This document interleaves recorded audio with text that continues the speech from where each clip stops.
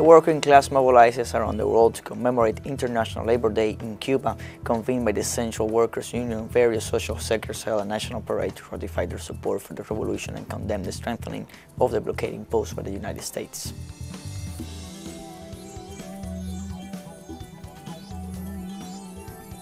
Russia rescued 80 civilians held by Ukrainian nationalists in Mariupol's Azovstal steel plant.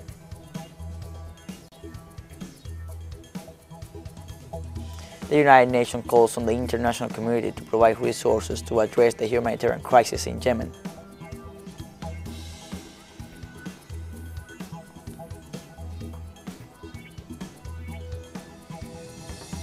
Hello, welcome to From the South. I'm Luis Alberto Matos from the teleSUR studios in Havana, Cuba. We begin with the news. Workers of the world mobilized this May 1st as the world commemorates the importance of labor rights and the struggle led by the socialist organization called the Second International in 1889. With the presence of General Raúl Castro Ruz, historical leader of the revolution, and the president of Cuba, Miguel Díaz-Canel, the historic parade to celebrate International Workers' Day began in Havana's Revolution Square. Thousands of Cubans began to march in the main Cuban cities to commemorate the workers, especially in the health sector, as a result of the COVID-19 pandemic. From the early hours of this Sunday, workers' unions around the world demand greater employment opportunities and decent working conditions. Human rights organizations also demand federal labor contracts for women and combat child labor.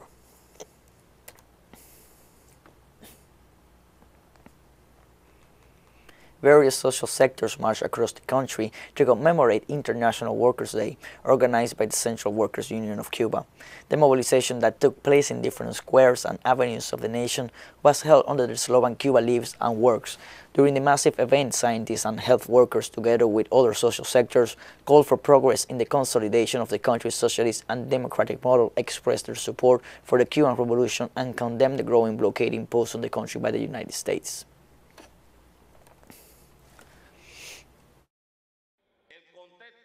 The international context in which we develop the proletariat celebration is complex and challenging. Hostility is growing, and the economic, commercial, and financial blockade imposed to us by the government of the United States is intensifying to the extent that is the main obstacle to our development program, together with a pandemic that maintains negative impacts in the economic, social, and labor fields, with the loss of millions of lives, the precariousness or total closure of jobs and the absence of social benefits, all this influencing the shortage of goods, the retail trade, and the increase of inflation. In Bolivia, citizens mobilized this Sunday as part of the International Labor Day. During the events, as every year, the demonstrators rendered tribute to the martyrs of Chicago, condemned to the hanging for the struggle of an 8-hour working day. They started with a march from the Avenue 6 of August of Oruro in the monument to Hasha Flores, a route that passed through the main streets of the capital of Oruro, and ended at the Civic Avenue. The acts were accompanied by the heads of state Luis Arce and David Chocohuanca. In a speech during the day, the Bolivian president informed about a series of measures to be implemented on the labor environment, including a 3% increase of salary to the basic salary and a 4% increase to the national minimum wage.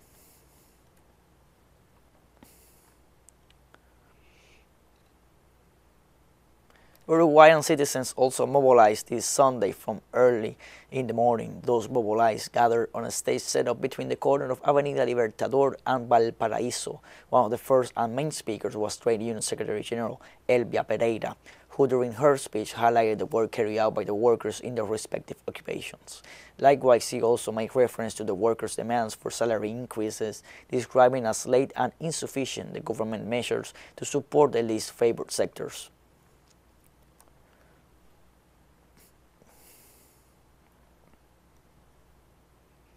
In the Brazilian state of Minas Gerais, workers mobilized in commemoration of Labor Day to demonstrate their rejection of the government of Jair Bolsonaro.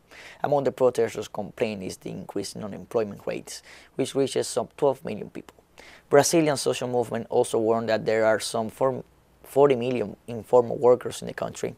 They also claim that hunger is increasing in the nation. According to the demonstrators, the government of Jair Bolsonaro will come to an end on October 2nd after holding general elections.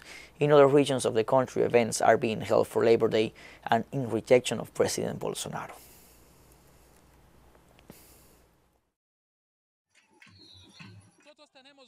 Today we have a lot of unemployed people, a great hunger, a lot of people on the street without jobs, without housing to live in, people living on the street in Brazil. That's bad. And food prices are sky high. Sky high, yes. It is an immense inflation generated by Bolsonaro's government and his management. Management Joy Liberation in Brazil, and we're fighting against that. In 2023, we are going to return to Brazil the way of the future, the way of Latin America, the way of the future of workers. In Spain, the leaders of the main labor unions highlighted the most recent labor victories while demanding more rights for workers on the International Labor Day. Around 50,000 people paraded and then gathered in the renowned Gran Via in the vicinity of Plaza España as part of the events to celebrate International Labor Day. During the event, the head of the Workers' Commission, Unai Sordo, and the leader of the General Union of Workers, Pepe Alvarez, said they regretted that the employers were concerned about safeguarding their company's profits without taking into account the preservation of workers' wages when inflation is soaring. In this sense, they stressed the importance of raising wages and controlling prices to guarantee equality.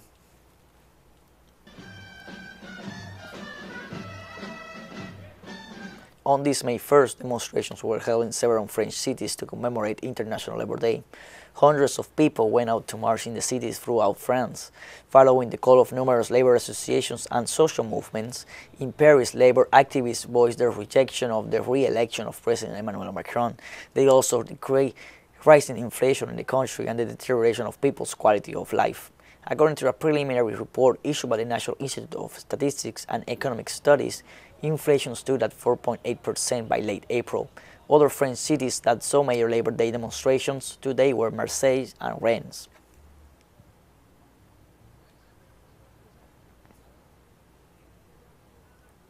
Italian trade unions were also on the streets this May 1st to celebrate International Workers' Day. The guilds were asking for labor improvement. Trade unionists claim that since 2018 there are 20 million people on fixed-term or precarious labor contracts and only 4 million people on indefinite contracts.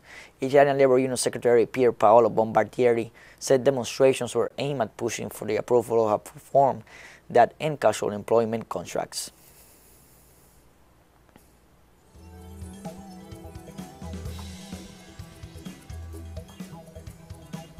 We are taking a short break. Join us again after this.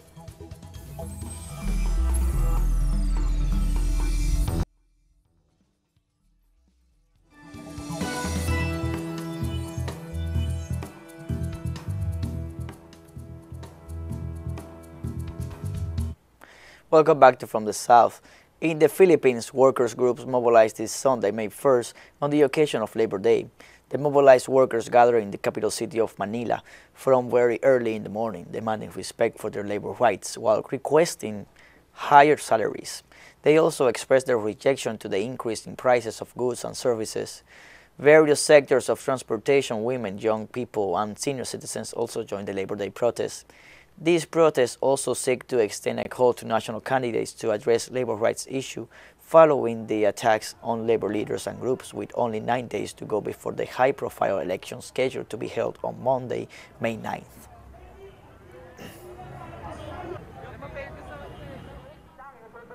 Meanwhile, in Thailand, thousands of workers also mobilized this Sunday to commemorate the International Labor Day. Social and labor sectors of the country are demanding an improvement in wages and living conditions. They also denounced the lack of labor protection shown after the COVID-19 pandemic. According to Thailand's National Statistics Office, some 19.6 million people are informal workers, representing 52% of the country's labor force.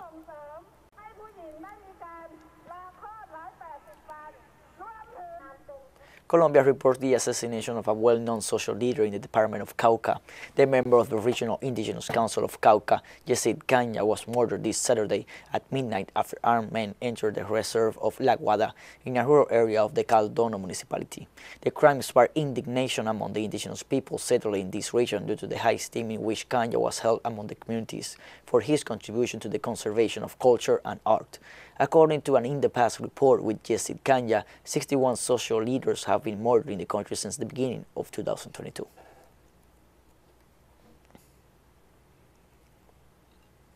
Chile reopened its land borders after a year of closure due to the coronavirus pandemic. Chile's National Migration Service announced on Saturday that most border crossings will be open as of May 1st. The measure aims to reactivate tourist activity and other services, which will normalize transit between Chile and its country's neighbors. Starting on May 1st, the Safe Borders Plan begins to operate, which normalizes the border crossings of Chile with the compliance of migration and health requirements for people who enter the country.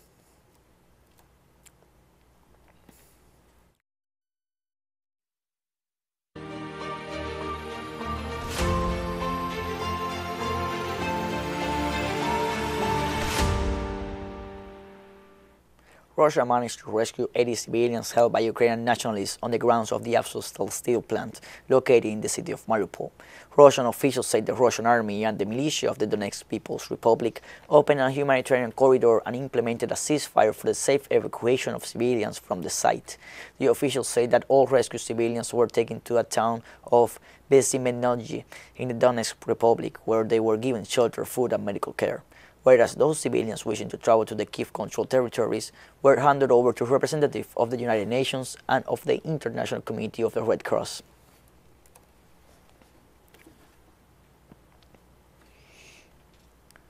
Pope Francis once more called for the opening of humanitarian corridors in the Ukrainian city of Mariupol to evacuate civilians from the conflict zone.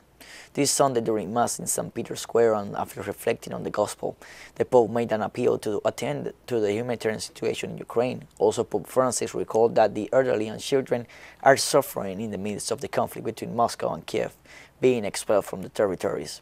He also thanked the reporters for their work in bringing information about the armed conflicts.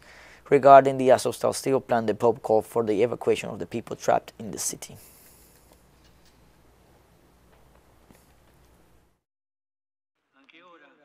Even now, even from here, I repeat my call for safe humanitarian corridors to be set up for the people trapped in the steelworks in that city of Mariupol.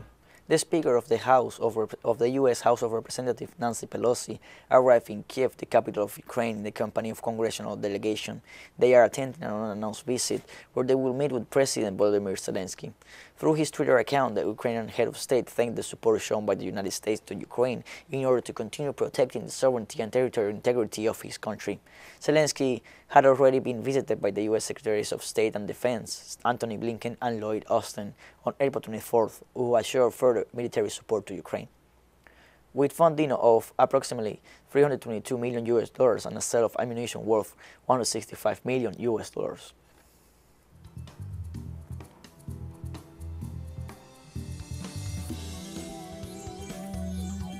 We have more news coming up after a final short break, so don't go away.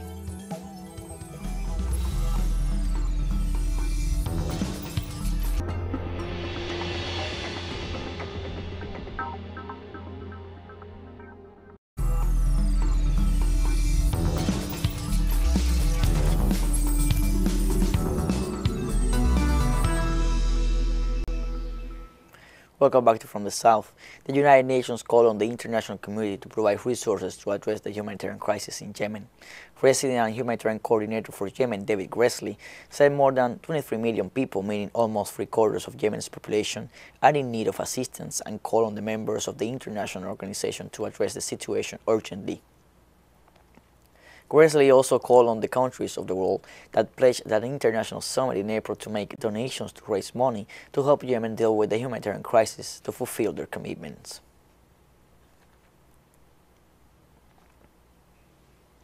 Worshippers gather at Bamako's Grand Mosque for the Korité, also known as Eid al-Fitr, the festival that marks the end of Ramadan. This year, optimism prevails despite the sanctions imposed by ECOWAS on Mali 4 months ago. Service attendee Bandiagu Guye said even if the embargo had had an impact on the organization of the festival, the government took on all its responsibilities by subsidizing all the basic foodstuffs. Many consumers urged the government to take measures to stabilize the prices of basic necessities. Insecurity in certain areas and an embargo imposed by a regional bloc are having an impact in the lives of many Malians. The 15-nation bloc is pushing for Mali's military, which seized power in 2020, to stage elections within 12 to 16 months.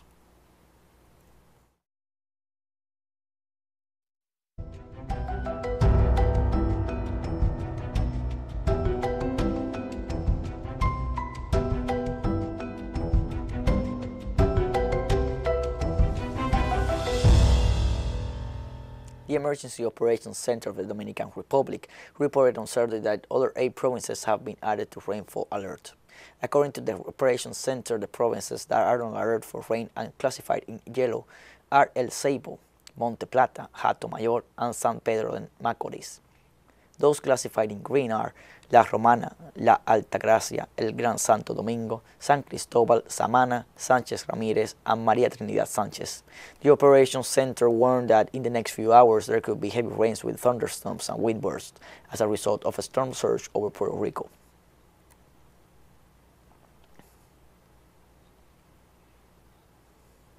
Two people died and several had to be rescued on Saturday after heavy rainfall led to massive flooding in Guadalupe. The Caribbean island is under a red alert for heavy rains and thunderstorms. Rainfall has exceeded 300 millimeters, a phenomenon higher than that recorded during Cyclone Maria. The access of the Point area are flooded and landslides are reported in the Grand Fonds. The rains have also resulted in power outage and difficulties in water distribution. Looking at the situation, the public has been requested not to move in the Point area and not to hike in the mountainous area. Travel must remain limited to the rest of Guadalupe.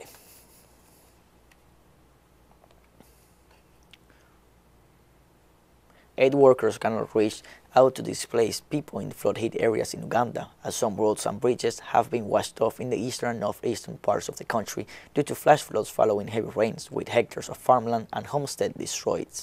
Home and farmland have been submerged in more than 3 sub-counties, leaving scores of people homeless, according to the Uganda Red Cross. Local government has relocated people to safer ground previously, but some remain higher up in the mountains because of the fertile soil. Families are in urgent need of assistance, according to the organization. Currently, people are camped in schools and churches as disaster response teams assess the extent of damage and needs. The Meteorological Department warns that ongoing heavy rains will continue till the end of May.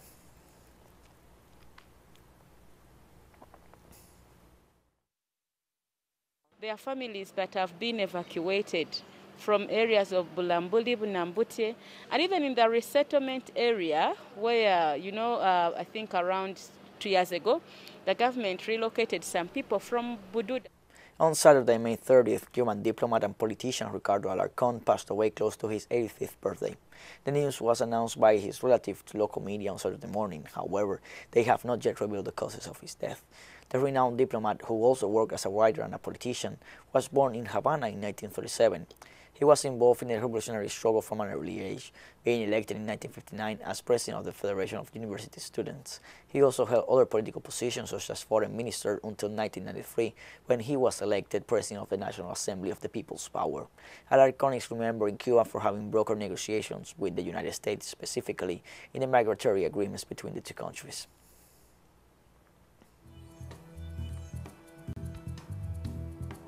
We have come to the end of this news brief. You can find these and many other stories on our website at telesurenglish.net. You can also join us on our social media: Facebook, Twitter, Instagram, Telegram. For TeleSUR English, I'm Luis Alberto Matos. Thank you for watching.